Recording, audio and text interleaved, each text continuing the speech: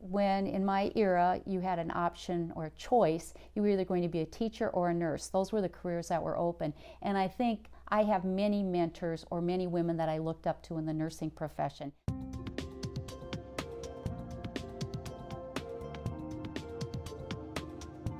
My culture is very important to me. I'm of Czechoslovakian descent. Knowing how they came over to this country, they settled in Tabor, my hometown community, and it was there. They're my mentors, and some of those people are still alive, still very active in the community, and what they give of themselves is that it's all about the giving and making things better, and it's not necessarily about receiving or being the one getting the credit, but it's doing and making an impact on other people to make that difference. In Yankton County, there hadn't been a female mayor, or in the city of Yankton. And so again, I saw this as an opportunity, and that a woman could do it. And we're a mayor commission, city commission, so really the commission elects the mayor. So among the commissioners, served my 2 years as mayor of Yankton.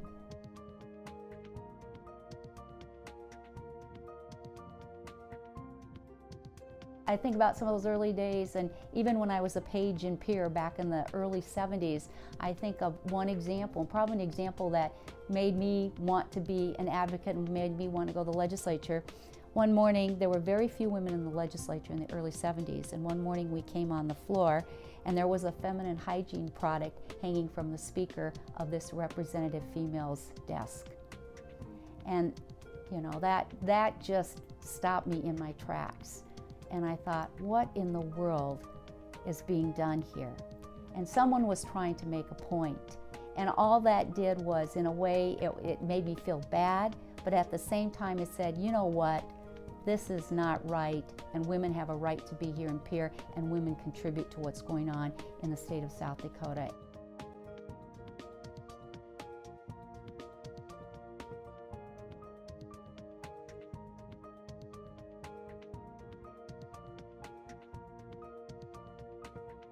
I believe that leadership is built on establishing trust with whoever you're working with. And I think if you can establish that trust and you use it in a positive manner, that only reinforces your ability to work with the colleagues in the legislature and to either convince or maybe not support something and be able to be listened to. I think that's a lot of the pieces that I see in the legislatures. Not everybody listens to everybody, but if you've got that trust and that respect, then that's half of the process right there. And sometimes I can be too direct, and people get very uncomfortable about that because I'll go straight for the question to, you know, I'm not going to beat around the bush. I'm not that kind of person. I'm looking for the answers, and let's get to a conclusion.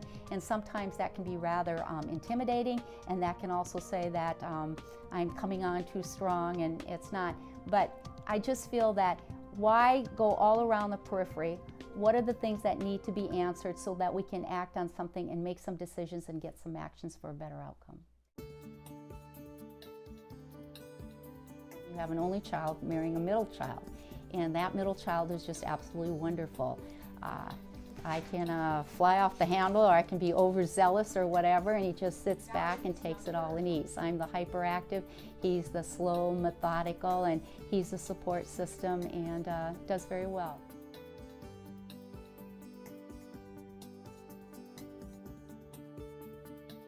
I think with my family, my father wanted a son, he didn't get one.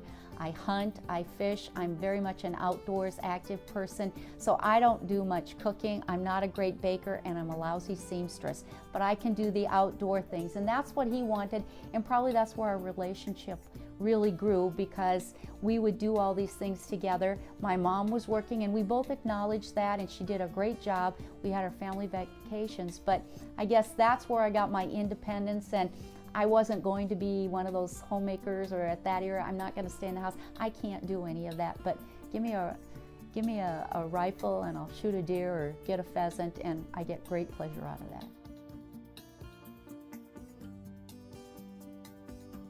My family probably sacrificed out of it because, you know, I would say, well, I've got to be over here, or my job requires me that I have to work today, or I have to put in long hours, and sometimes I put them in the back seat, and I think there's a price that you pay for that, but you have to feel that it's okay. And at the same time, my family was supportive in the sense they'd never made me feel bad if I missed something, or or didn't get something done, they were never critical about that. I probably put the blame on myself.